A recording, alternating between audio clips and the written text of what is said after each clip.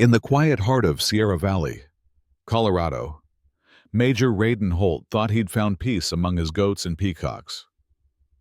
But when a new neighbor arrived with a delusional obsession over control, his tranquil life turned into a battlefield.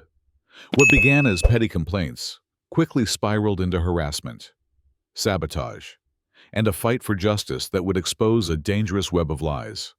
This is the story of one man's stand against chaos, corruption, and the power of community. Major Rayden Holt thought his life had settled into a quiet, steady rhythm on his ranch in Sierra Valley, Colorado. After years of service as a Marine Corps officer, he found solace among his goats, peacocks, and his blind alpaca named Buster. The wide open skies and the peaceful hum of nature were a balm to a soul worn thin by loss. But all of that peace shattered the day Cheryl Adams moved into the abandoned lot next door. Cheryl arrived with an air of entitlement and a fire that quickly ignited tension. At first, her complaints seemed trivial. The color of Rayden's barn was visual pollution. His turkeys were unauthorized poultry congregations, and the peacocks were disrupting her morning yoga sessions. Rayden tried to brush it off, attributing her behavior to small-town eccentricities.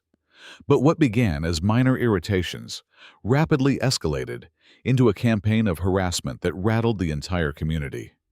One afternoon, Cheryl stormed onto Rayden's property, waving a glossy photo and a Ziploc bag filled with what she claimed were health violations. She shouted accusations about unsanitary conditions near the goat pen. When Rayden asked her calmly to leave, she responded with a punch to his jaw, cracking his thermos and scattering his goats across the yard.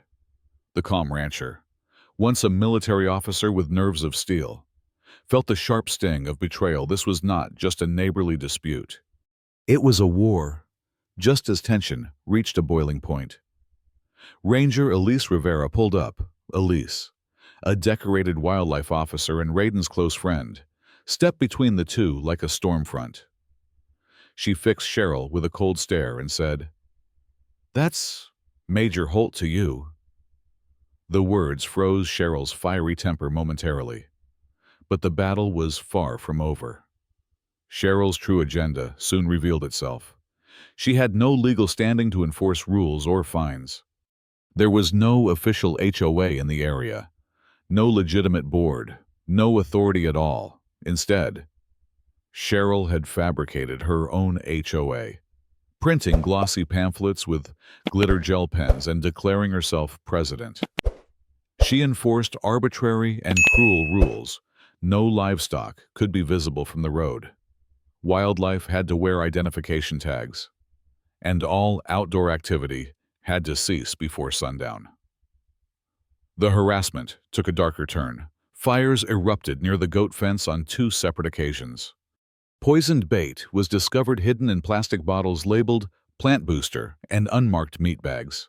Rayden's oldest goat, Samson, collapsed, foaming at the mouth. Desperation set in.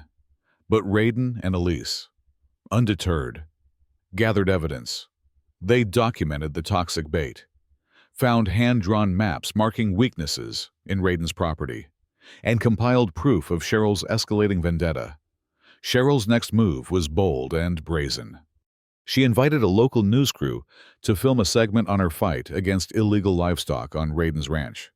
She showed up in white jeans and a red blouse, confident and poised like a politician campaigning for office. Her accusations piled up, portraying Rayden as a reckless animal abuser. But just as she finished her tirade on camera, Samson, the very goat she claimed was dangerous, trotted into frame with a bucket stuck on his head like a royal crown. The crowd laughed, and social media erupted with the viral moment. This public embarrassment was a turning point. Ranger Elise submitted everything to the county authorities: maps, photos, videos, and Cheryl's dark past surfaced. She had multiple restraining orders and harassment suits against her in 2 other counties. Worse, she had a history of forming fake HOAs to terrorize neighbors, forcing them out so she could seize control of their property. In court, Cheryl's case crumbled. Her binder of rules and violations literally fell apart. A psychologist diagnosed her with delusional disorder and escalating paranoia. The judge barred her from living within 500 yards of any conservation land. Cheryl raged about persecution, but no one was moved. She was escorted away to a psychiatric facility. The final chapter of her reign of terror. The skies above Holt Ranch cleared like never before. Gone were the drones hovering overhead, the flamingos mysteriously planted in the garden, and the glitter-covered threats taped to the barn doors. The community rallied behind Rayden. Holt Ranch was certified as a public wildlife refuge and education center. Trails were created.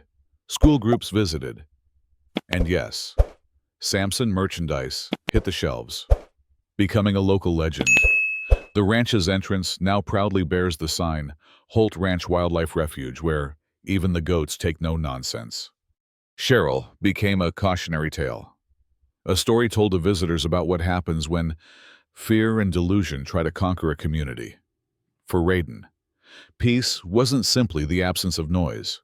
It was the strength to stand firm with truth, patience, and one stubborn goat who reminded everyone that resilience often comes wrapped in the most unexpected forms. In the end, Rayden found healing not just in protecting his land, but in building a community that would no longer bow to intimidation. The lesson lingered. Justice isn't always loud or violent sometimes. It's the quiet persistence of standing one's ground. And that persistence can restore not just a ranch, but the very heart of a community.